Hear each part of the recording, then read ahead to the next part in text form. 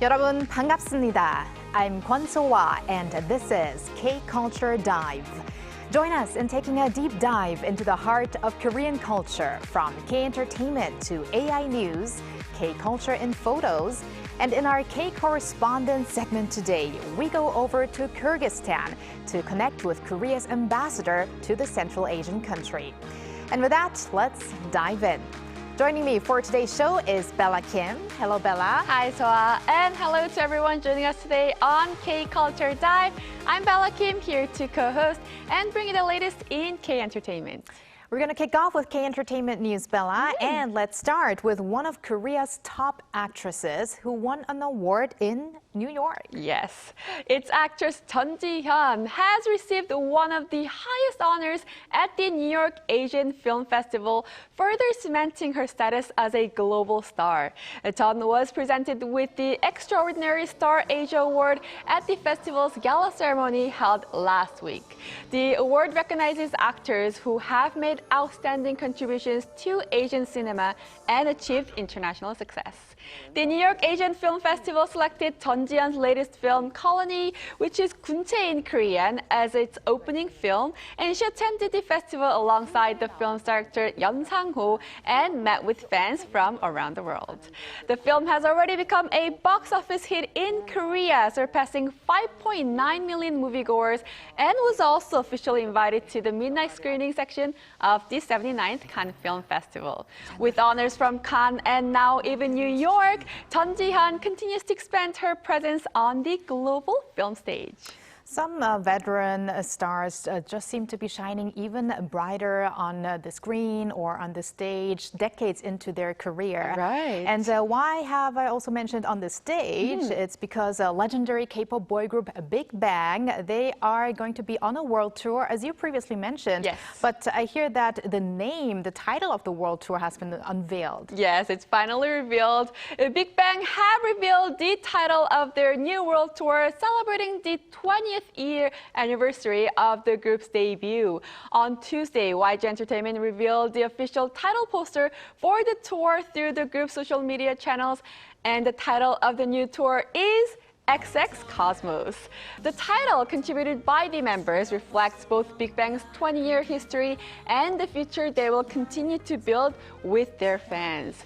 YG explained that XX represents the group's 2 decades together, while Cosmos symbolizes connection, relationships, and continuity, representing the shared journey that Big Bang and their fans have built together through the group's music. The tour will kick off at Goyang Stadium here in Korea from August 21st to 23rd, before continuing to 19 cities across the globe for a total of 33 performances. The anniversary tour is expected to celebrate Big Bang's remarkable legacy while looking ahead to the group's next chapter with their fans. Wow, 20 years on. I know. It's really great to see such a second-generation boy group, one of the most influential boy groups of that generation, still shining big. And we are going to continue with a world tour, but this time a younger group, and it's a girl group. Tell us more. Yes, it's the ITZY, K-pop girl group ITZY, have sold out 2 more stops on their ongoing world tour.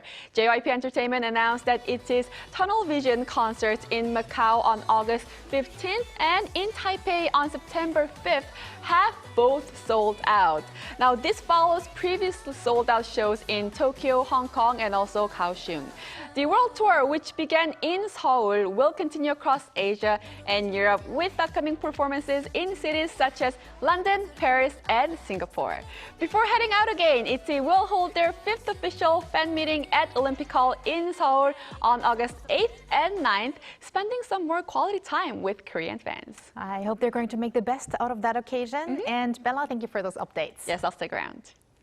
All right, now let's go over to our AI anchor Arang for more on the culture front. Arang. Thanks, Soa. Here's your AI guide to the latest cultural headlines from Korea. Let's begin with our top story. The UNESCO World Heritage Committee has urged Japan to do more to honor the commitments it made when the Sado Mine was inscribed as a World Heritage Site, saying the country has not adequately acknowledged the history of forced labor involving Koreans at the mine. The committee said Japan had made some progress toward implementing its recommendation in its exhibition strategy to reflect the site's full history, but concluded that the efforts remain insufficient. It called on Japan to submit an implementation report by December next year, with the committee set to review the report at its 50th session in 2028. The recommendation is also expected to be raised at the World Heritage Committee meeting set to be held in Busan later this month. South Korea's expanded Culture Day program is encouraging greater participation in cultural activities. Since the program was expanded in April from monthly to weekly, nearly 7 in 10 participants say they have taken part in more cultural and arts events.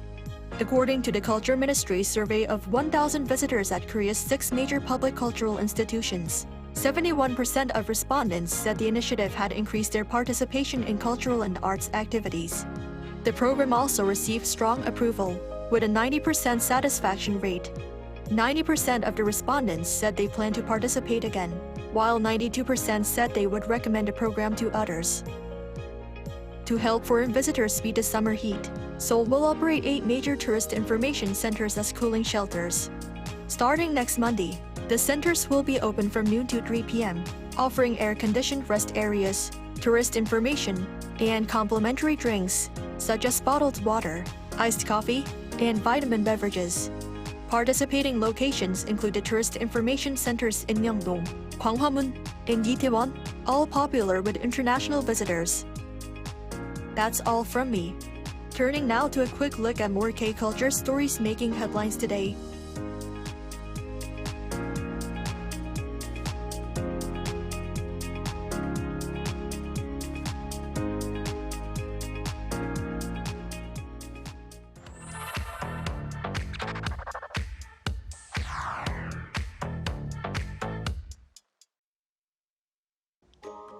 Through a single photo at a time, we take a closer look at culture in Korea. This is K-Culture in Photos. 열대야, or tropical nights, refers to nights when temperatures never drop below 25 degrees Celsius. And recently, many parts of Korea have been experiencing long stretches of both heat waves and tropical nights. For many people, that means tossing and turning through another sleepless summer night. Even after sunset, the heat lingers. Many people had to pass a tree-lined path or the beach for an evening walk, hoping to catch a cooler breeze. For some, nighttime has become the best time to get outdoors. Others cool off in outdoor night pools or gather near rivers to enjoy refreshing water features.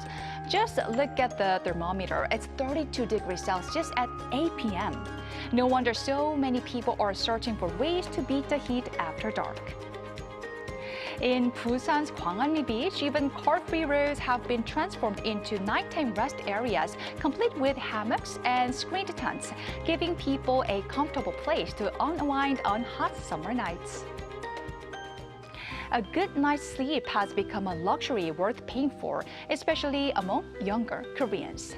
As the sleep economy continues to grow, more people are looking for new ways to rest and recharge. Some wellness events now replace chairs with cozy beds, inviting visitors to simply lie down, relax, and even enjoy a lunchtime nap in a calm, comfortable setting. Others take the idea even further with soothing live performances, gentle lighting, and calming scents designed to help people relax. Some even feature soft acoustic performances, creating an atmosphere that's as relaxing as it is entertaining. From light stretching to intimate classical concerts, these unique experiences encourage both the body and mind to slow down. It's all part of a growing wellness trend that turns rest into an experience. For many young Koreans, quality sleep is no longer just a necessity. It's an investment in well-being. Imagine diving into one of Seoul's most famous lakes. Every summer, Seokchon Lake transforms into a venue for an exciting aquathlon, a race that combines open water swimming with running. Against the backdrop of Seoul's iconic skyline, competitors dive into the lake before racing toward the finish. Some participants even take on the extra challenge of climbing all 123 floors of the nearby skyscrapers. From seasoned athletes to enthusiastic amateurs, people of all ages join the race, powering through the water despite the summer heat. For many, simply crossing the finish line is a personal victory. On an ordinary day, this lake is a peaceful place for a stroll, but during the event, it feels more like an international sporting arena, with swimmers slicing through the water and spectators cheering them on. And while only one person stands on the winner's podium, everyone who crosses the finish line has something to celebrate. Nothing says summer in Korea quite like a juicy slice of watermelon. From seedless varieties and mini watermelons to yellow fleshed ones, this beloved fruit now combines in all shapes and sizes. For busy shoppers and single-person households, pre-cut watermelon has become a bestseller, ready to eat and enjoy to carry. It's a convenient way to enjoy summer without the hustle of slicing a whole watermelon. Watermelon also stars in classic summer treats like hwachae, a refreshing fruit punch, as well as nostalgic watermelon-shaped ice cream, and more recently, even hwachae-inspired frozen desserts have become seasonal favorites. And the latest social media craze, watermelon sorbet. Scoop out the fruit, chill the shell in the freezer, then scrape the flesh while gradually mixing in milk. The result is a naturally creamy pastel pink dessert. Beautiful to look at and refreshingly sweet, it's easy to see why so many people are making their own watermelon sorbet at home this summer. July in Korea is more than just hot weather. It's a season filled with unique traditions, new trends, and unforgettable experiences.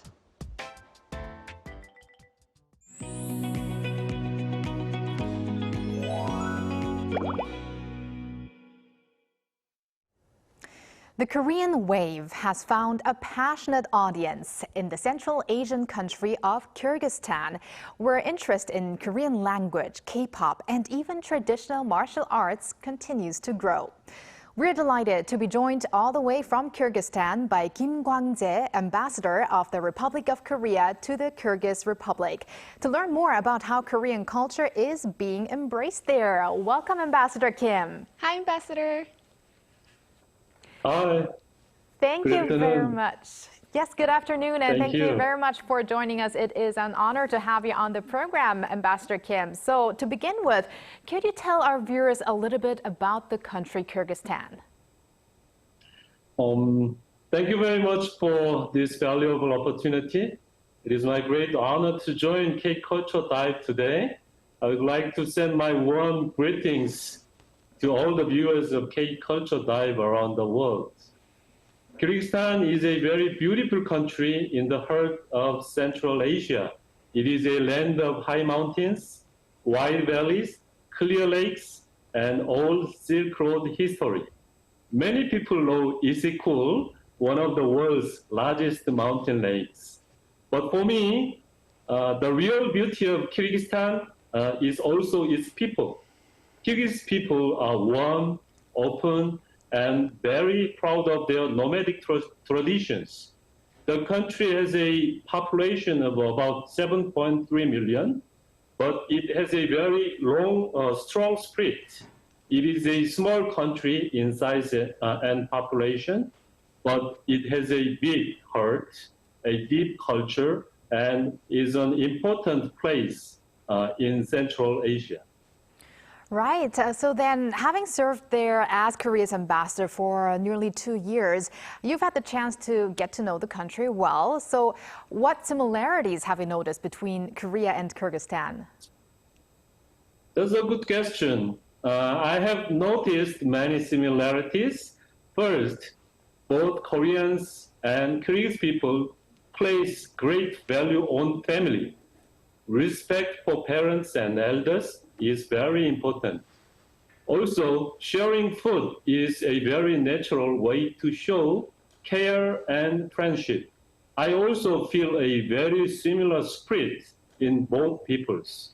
Korea had to overcome many difficulties in its modern history, and Kyrgyzstan also has a proud history of resilience and independence. There are also some familiar patterns in languages, such as sentence order, which can make Korean feel less distant to Kyrgyz learners. Even some everyday words sound alike. For example, the Korean dumpling mandu is called mantu in Kyrgyzstan. So when Koreans come here, they often feel this place very different, but somehow familiar. Well, I know how I'm going to order dumplings in Kyrgyzstan. Yes, definitely. So we're talking about language here, and we did hear that interest in learning Korean is especially strong in Kyrgyzstan. In fact, the country's King Sejong Institute actually ranked first worldwide in enrollment in both 2023 and 2024. So why do you think so many people are eager to learn Korean? I think there are three main reasons. First, many young people in Kyrgyzstan see Korea as a country that changes very quickly through education, hard work, and creativity. That story is meaningful for them. Second, Korea culture is very popular. K-pop, dramas, K-films, food, and beauty products make Korea feel close and attractive. And third, Korean language is useful because it can open doors to study in Korea, work in Korea, build a career with Korean companies and institutions. So Korean is not just a foreign language here. For many young Kyrgyz people, it is a language of dreams, opportunity, and connection. I mean, you did mention that people learn Korean because of K-pop and K-drama, but also because they're looking for chances to work or study in Korea as well. So which of the two do you think motivates them more to study Korean? It is really the both. For many young people, K-pop and dramas are the first door. They hear Korean songs, watch Korean stories, and become curious about the language. That is the emotional beginning. But later, the interest often becomes more practical. They want to study at a Korean university. They want to work in Korea or take part in exchange programs. So I would say culture creates the spark, and opportunity keeps the interest alive. This is why cultural exchange is so powerful.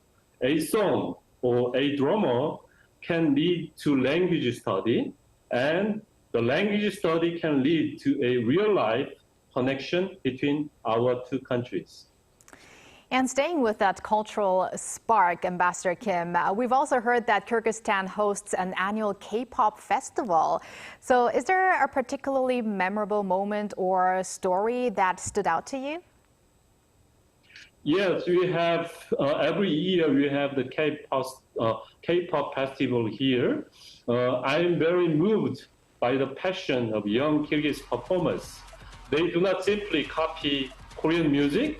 They study it, practice it for months, and make it their own. I remember one group that came from a town far from Bishkek. Their Korean pronunciation, dancing, and energy were very, truly impressive. What touched me most was not only the performance, but also the spirit behind it. Through K-pop, these young people build friendship, confidence, discipline, and a strong sense of unity. And when the audience sings along in Korean, you can feel that this is more than an entertainment itself. It is a meeting of young hearts.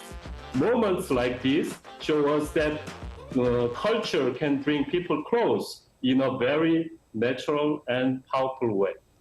Indeed. And I hear also that a large K-pop audition program is going to be broadcast on Korean television next month, and that is going to include also members from Kyrgyzstan, Kazakhstan, and Uzbekistan. I think that's also a result of that interest in K-pop spreading in Central Asia. But Ambassador Kim, beyond Korean K-pop and Korean language. Cultural exchange has recently expanded through Tangsudo, a traditional Korean martial art. So could you briefly introduce Tangsudo and what aspect of it seemed to appeal most to people in Kyrgyzstan that is?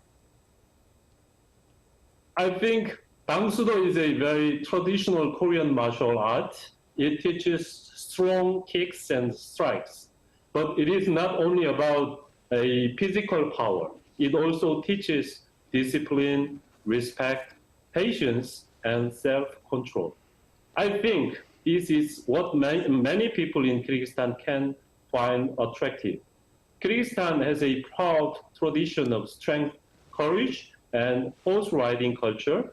So people here understand the value of physical training, but they also respect the deeper meaning behind martial arts.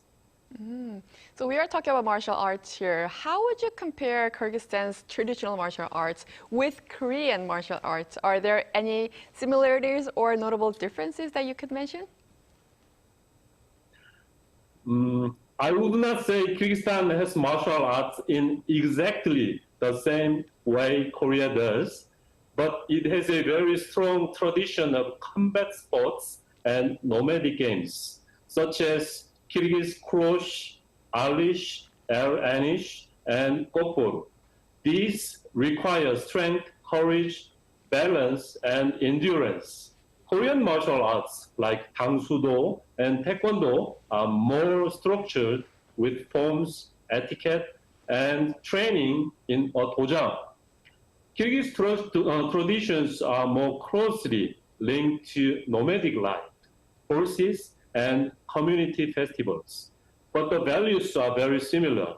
That is respect, self-control, courage, and perseverance. So I believe martial arts and traditional sports can become a meaningful bridge between our two cultures.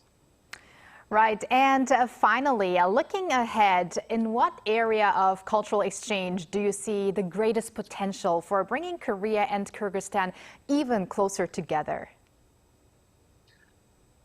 I see the greatest potential in people, especially young people. K-pop, Korean language have already built a strong foundation, but the next step should be deeper exchange.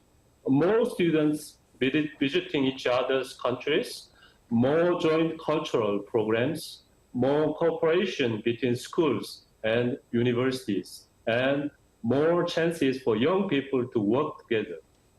Korea is paying more attention to Central Asia, and Kyrgyzstan is one of Korea's very important partners in the region. If today's fans of Korean culture become tomorrow's students, teachers, artists, business people, and diplomats, then our relationship will become much stronger. Culture begins with interest, but it can grow into a lasting friendship. All right. And on that note, Ambassador Kim, we want to thank you for joining us on the show today, and especially also for that big role in connecting Kyrgyzstan and Korea. And we look forward to deeper relations in the future. Thank you very much. And yes, we appreciate it. Thank you. Thank you. Thank you very much. And thank you, Bella. As always, we're going to have you back here next week. Yes, I'll see you next week. Thanks for watching and for your interest in everything K-Culture. K-Culture Dive will be back on Monday, 2 p.m. Korea time after an extended weekend as Korea commemorates Constitution Day on July 17th. Have a culture-filled day or evening and see you back next week.